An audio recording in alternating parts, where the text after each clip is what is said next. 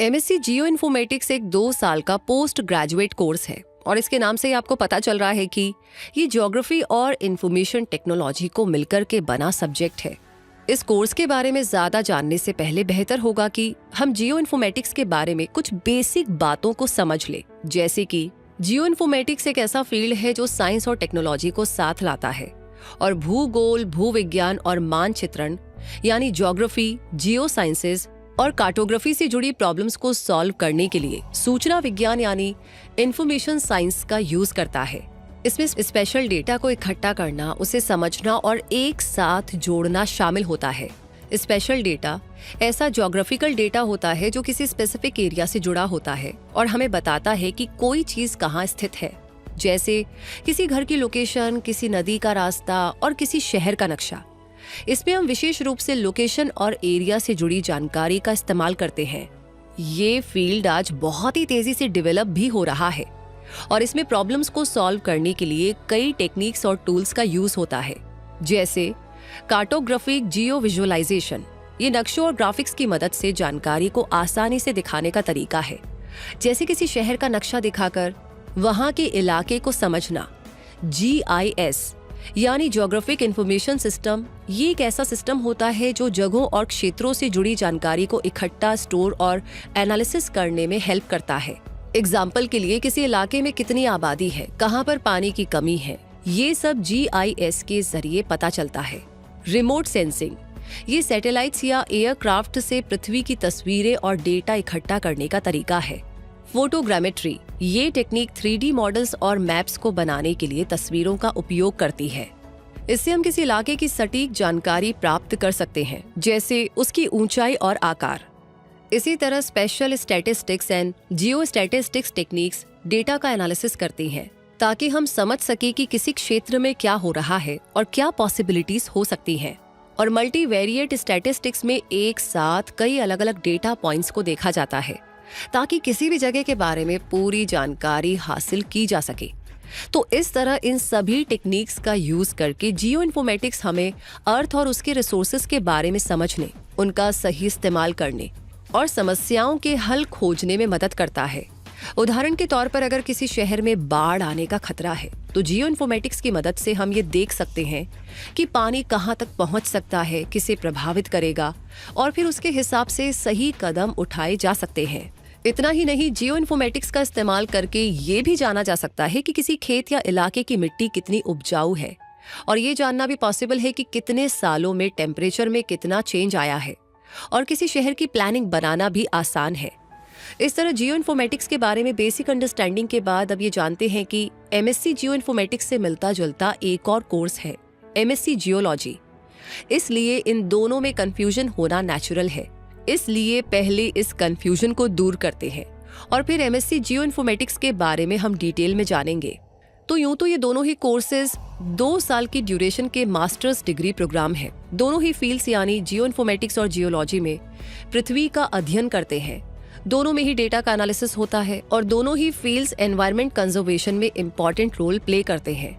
लेकिन जियोलॉजी में ज्यादातर फिजिकल डेटा होता है, जबकि जियो इन्फॉर्मेटिक्स में जियोग्राफिक डेटा होता है, जैसे मैप्स, स्पेशल इंफॉर्मेशन और सैटेलाइट इमेजेस। जियोलॉजी में पृथ्वी के फिजिकल स्ट्रक्चर पर फोकस किया जाता है, जिसमें पृथ्वी की आंतरिक परतें, ज्वालामुखी, पहाड़, घाटियां, महासागर, चट्टानें और खनिज आते हैं, जबकि जियो इन्फॉर्मेटिक्स में जियोग्राफिक डेटा का एनालिसिस करने पर फोकस होता है।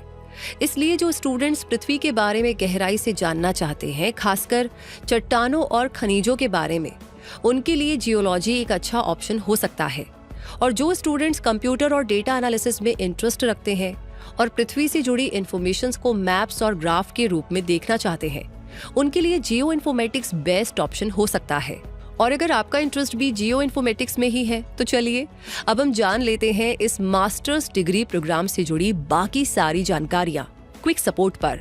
सबसे पहले क्राइटेरिया की बात करें तो MSc जियो इन्फॉर्मेटिक्स का क्राइटेरिया इंस्टीट्यूशन के अकॉर्डिंग थोड़ा डिफरेंट भी हो सकता है, लेकिन इस कोर्स के लिए बेसिक जरूरतें हैं एक रिकॉग्नाइज्ड यूनिवर्सिटी से बैचलर डिग्री जो engineering, mathematics, economics, statistics, geology या जियोग्राफी जैसी डिसिप्लिन्स में की गई हो और उसमें मिनिमम 60% एग्रीगेट स्कोर हो। इस कोर्स में एडमिशन मेरिट बेस पर भी होता है और कुछ कॉलेजेस में एडमिशन के लिए एंट्रेंस टेस्ट क्लियर करना जरूरी होता है। तो ऐसे कुछ एंट्रेंस टेस्ट हैं CUET PG, IIT JAM, IIRS और SIG। CUET PG यानी common university entrance test PG एक नेशनल लेवल एग्जाम है जो पोस्ट ग्रेजुएट कोर्सेज में एडमिशन के लिए NTA यानी नेशनल टेस्टिंग एजेंसी के द्वारा कंडक्ट किया जाता है। IIT JAM यानी joint admission test for MSc ये एक नेशनल लेवल का एंट्रेंस एग्जाम होता है जिसे IITs कंडक्ट करते हैं। IIRS entrance test Indian institute of remote sensing के द्वारा MSc जियो इन्फॉर्मेटिक्स और MTech एडमिशंस के लिए कंडक्ट किया जाने वाला एग्जाम है।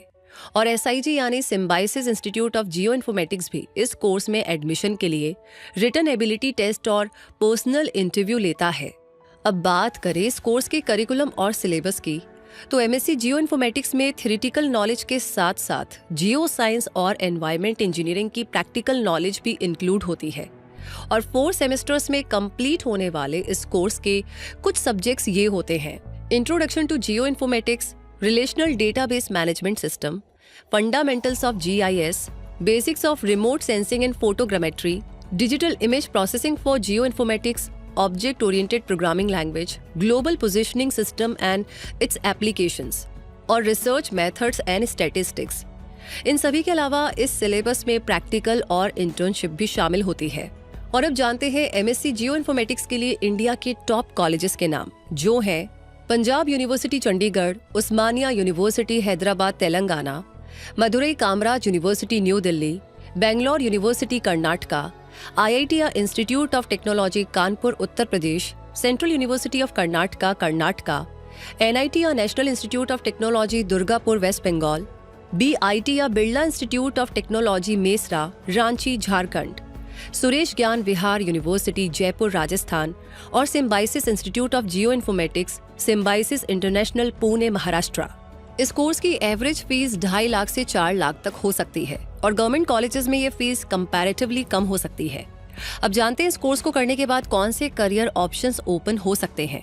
तो जो स्टूडेंट फर्दर स्टडी करना चाहते हैं ताकि वो रिसर्च एरिया में वर्क कर सके, तो वो PhD कर सकते हैं।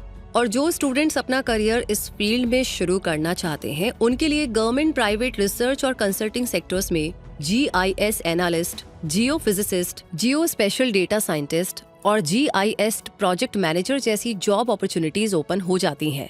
और इंडिया में जियो इन्फॉर्मेटिक्स में पोस्ट ग्रेजुएट कैंडिडेट्स को रिक्रूट करने वाली टॉप कंपनीज और ऑर्गेनाइजेशन है इंडियन स्पेस रिसर्च ऑर्गेनाइजेशन यानी ISRO, Tech Mahindra, National Remote Sensing Centre यानी NRSC Hyderabad, Reliance Industries Regional Remote Sensing Centres या RRSC, Google, HCL, TCS, Infosys और north east space application centre या NESAC। वैसे अब अगर इस फील्ड की कुछ जॉब प्रोफाइल्स और उनके सैलरी पैकेज को जाने, तो एक GIS एनालिस्ट को फ्रेशर के तौर पर 3.2 लाख पर एनम का सैलरी पैकेज ऑफर हो सकता है। GIS इंजीनियर और GIS एग्जीक्यूटिव के लिए ये पैकेज 3 लाख पर एनम का हो सकता है। वहीं GIS स्पेशलिस्ट को मिलने वाला salary package 5 lakh per annum का हो सकता है। एक जियो फिजिसिस्ट के लिए 4 लाख पर एनम का, GIS प्रोजेक्ट मैनेजर के लिए ये पैकेज 5.5 लाख का और एक जियो स्पेशल डेटा साइंटिस्ट के लिए 6 से 11 लाख पर एनम यानी पर ईयर का सैलरी पैकेज ऑफर हो सकता है। और इन सभी पोजीशंस पर एक फ्रेशर को ऑफर होने वाला सैलरी पैकेज बहुत सारे फैक्टर्स पर डिपेंड करता है, जैसे कि कैंडिडेट की knowledge, skills, academic record, practical knowledge और उस कंपनी या ऑर्गेनाइजेशन की साइज और लोकेशन जिसमें आप अप्लाई करेंगे।